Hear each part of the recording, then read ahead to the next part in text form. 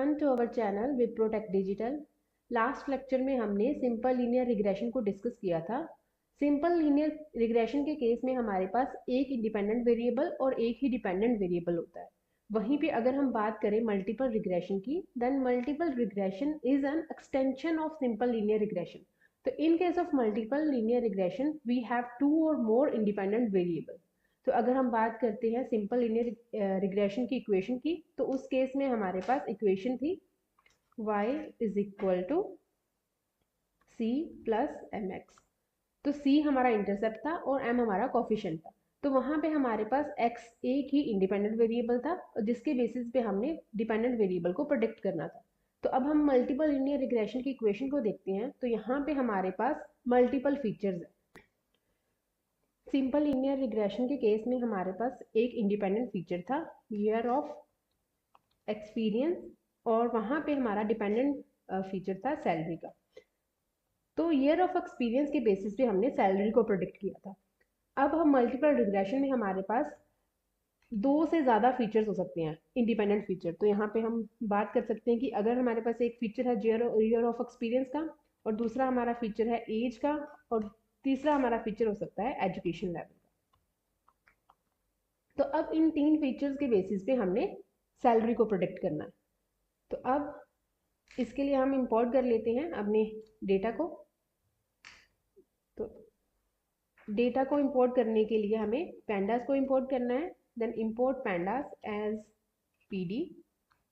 Then एक variable ले लेते हैं df is equal to pd dot read underscore csv, और हमारी जो csv फाइल है उसका नाम है मल्टीपल लीनियर डॉट csv। तो अब रन करते हैं और यहाँ पे हम अपने डेटा को डिस्प्ले करवा के देख लेंगे। सो डिस्प्ले df डॉट हेड। अब हेड हमने क्यों यूज़ किया है, क्योंकि हमें सिर्फ फर्स्ट 5 रोज को प्रिंट करवाना है। तो अब हमारे जो डेटा है उसमें 3 इंडिपेंडेंट वेरिएबल हैं, ईयर ऑफ एक्सपीरियंस, एज और एजुकेशन लेवल, और उसके बेसिस पे हमने सैलरी को प्रोडिक्ट करना है। देन हम अपने इंडिपेंडेंट वेरिएबल और डिपेंडेंट वेरिएबल को सेपरेट कर लेंगे। सो df ऑफ, और यहाँ पे हमारे कॉलम्स का नाम, तो हमारा फर्स्ट फीचर है ईयर ऑफ एक्सपीरियंस का। सेकंड हमने अपना रखना है एज को एज अ इंडिपेंडेंट वेरिएबल, और थर्ड हमारा फीचर है एजुकेशन लेवल का। देन y में हम स्टोर करेंगे अपने डिपेंडेंट वेरिएबल को, दैट इज सैलरी। देन हमारा स्टेप होता है कि हमें डेटा को स्प्लिट करना है ट्रेनिंग और टेस्टिंग में। तो इसको स्प्लिट करने के लिए हमें इंपोर्ट करना है from sklearn dot model selection import train test split। तो इस फंक्शन की हेल्प से हम हमारे पास 4 वेरिएबल आउटपुट में आ जाएंगे। सो x train, x test, y train और y test, और यहाँ पे हम पास कर देंगे इंडिपेंडेंट वेरिएबल, डिपेंडेंट वेरिएबल, और यहाँ पे हम टेस्ट साइज बता देंगे। टेस्ट साइज हमने रखना है 20%। Then random underscore state is equal to 0।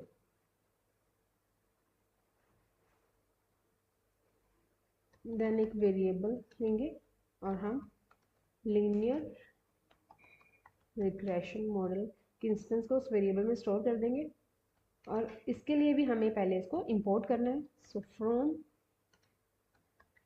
sklearn dot linear model import linear regression, sorry SQL।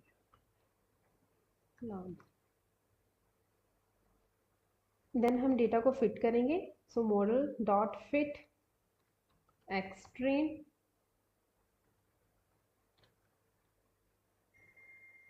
Y train,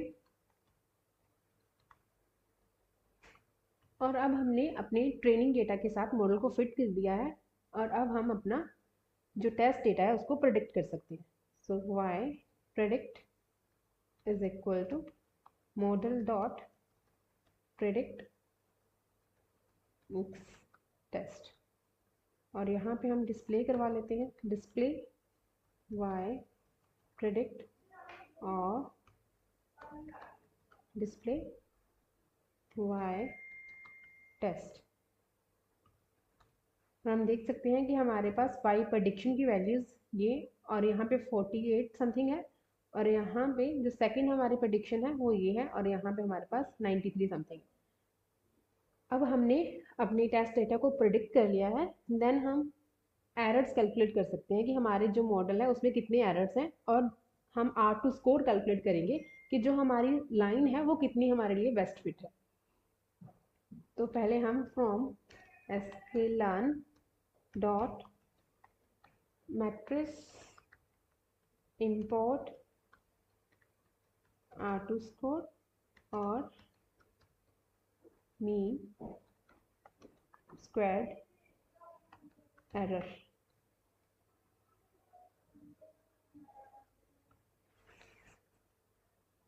अब R2 स्कोर निकालने के लिए हम वाई टेस्ट और वाई प्रेडिक्शन को यूज़ करेंगे। सो एक वेरिएबल ले लेते हैं, score is equal to R2 score, और यहाँ पे पास कर देंगे Y test Y predict. Similarly हम एरर्स में कैलकुलेट कर लेंगे। सी यहाँ पे भी हम वाई टेस्ट और वाई प्रेडिक्शन को पास कर देंगे, और प्रिंट स्कोर। और अब हम देख सकते हैं कि हमारा जो R2 स्कोर है वो 0.9 आया है। इसका मतलब है जो हमारी लाइन है वो बेस्ट फिट है, क्योंकि जो हमारा 0.9 है वो 1 के नज़दीक है। अगर हमारे पास यहाँ पे वैल्यू होती है 0.02 समथिंग, दैट मीन्स कि जो हमारी लाइन है वो हमारे डेटा में के लिए बेस्ट नहीं है। तो अभी हम एरर्स को यहाँ पे डिस्प्ले करवा लेते हैं, प्रिंट एरर्स। तो अब देख सकते हैं कि हमारा जो मॉडल है उसमें काफ़ी ज़्यादा एरर है। ये कुछ डेटा में वेरिएशन की वजह से हो सकता है, और हमने जो डेटा यूज़ किया है वो जस्ट एक डमी डेटा यूज़ किया है, ताकि हमें आपको बता सके कि हमने मल्टीपल लीनियर रिग्रेशन को कैसे इम्प्लीमेंट करती है। और एरर्स को कम करने के लिए हमारे पास कुछ टेक्निक्स हैं जिनको हम अपने आने वाले लेक्चर्स में डिस्कस करेंगे। सो आज के लिए इतना ही। अगर आपको ये वीडियो अच्छी लगी है तो इसको लाइक करें और हमारे चैनल को सब्सक्राइब करें। Thank you.